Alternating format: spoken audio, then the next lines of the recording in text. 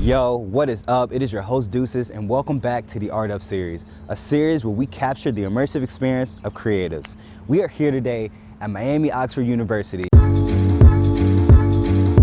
to capture a very good friend of mine and one of our next characters for the next episode. She is an AI designer. She's also an architectural professor and a digital technologist, okay? She's amazing. You guys are gonna love her. But her goal as a designer is she wants to change ethics within design. We're here to meet Annie Burke, and this is the Art of Ethical Design. Let's go. Hi, I'm Annie Burke, and I have no chill. Actually, I still have no chill. But I'm an architecture professor here at Miami University. I also visualize data, so ethical use of data for a company.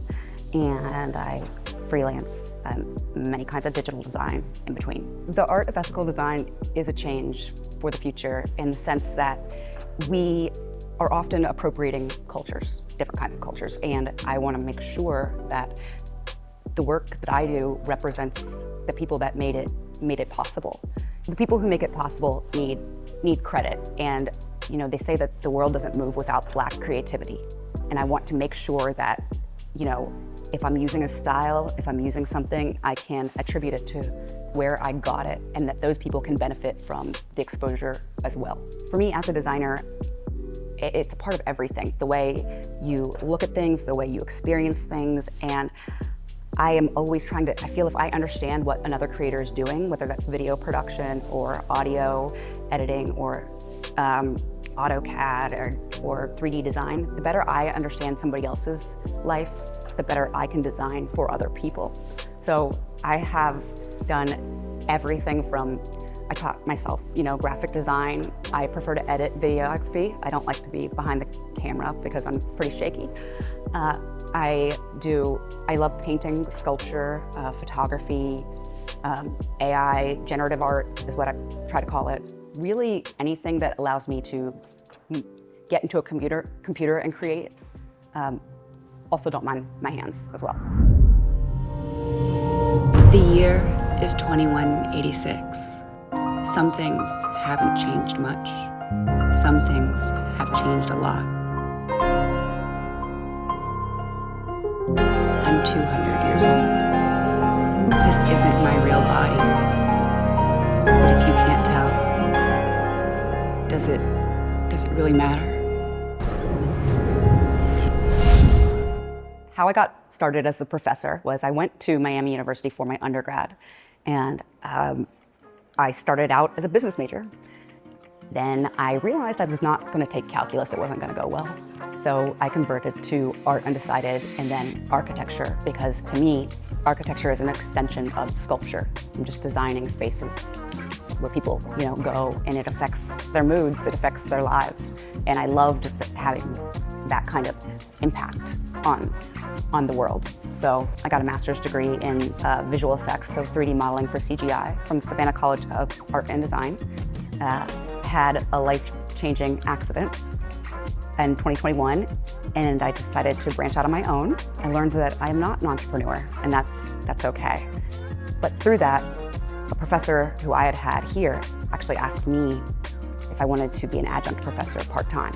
Said my presence would be great with the kids because I was young-ish. I try to not have any barriers when I'm teaching. I try to be my whole self, whether that's cussing, whether that's using fashion ideas, whether that's non-traditional methods of ideation.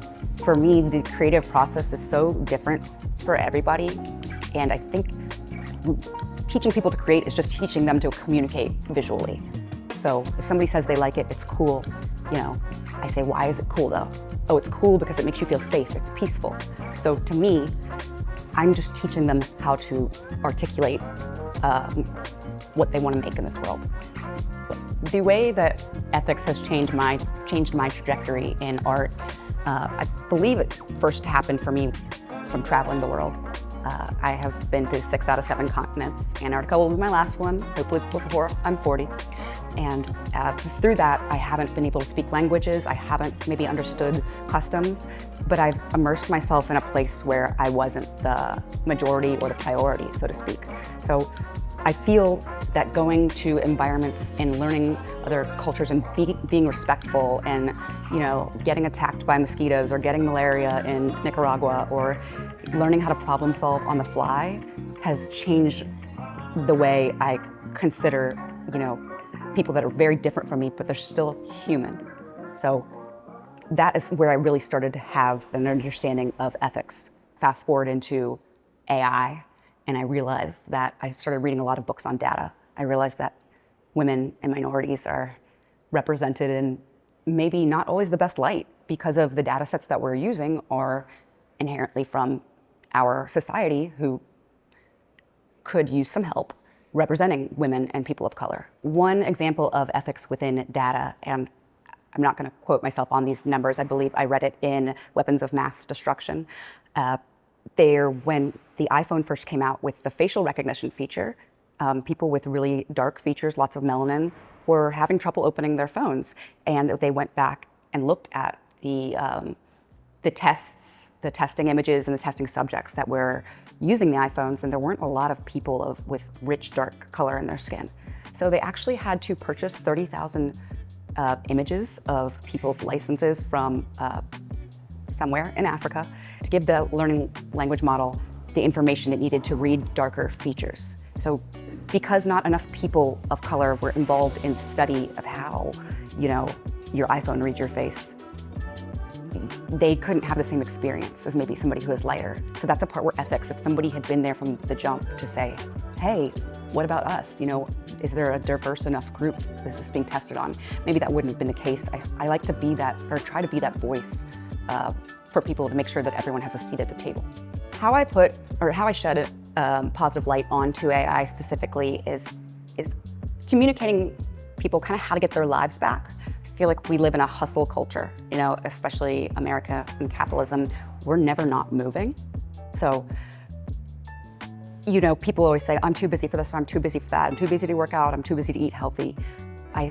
For me, AI gives me my time back by speeding up the process of design, as whether that's visualization, whether that's ChatGPT and using it to write a paper. I might feed it, examples of papers that I like, and then my writing samples. I don't ever just take what comes out of AI and just use it as is. I'm always editing it, going over it, kind of analyzing it.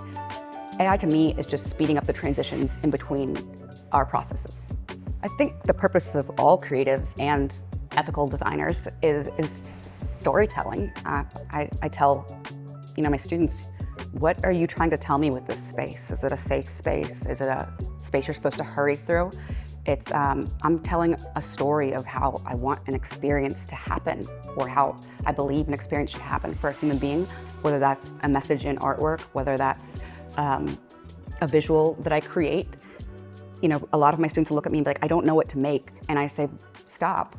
Tell me what story you're trying to tell before you tell me what you want to make. Because if you have a story to tell, what to make just comes naturally.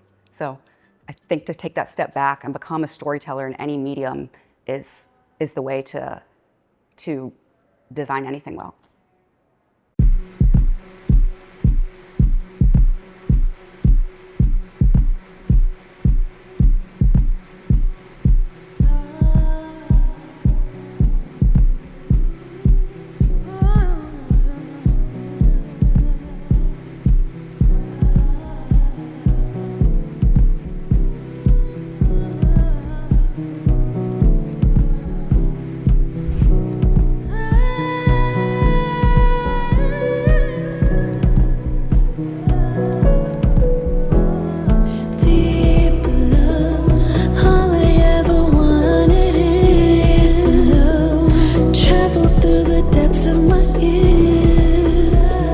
Touch is how I feel.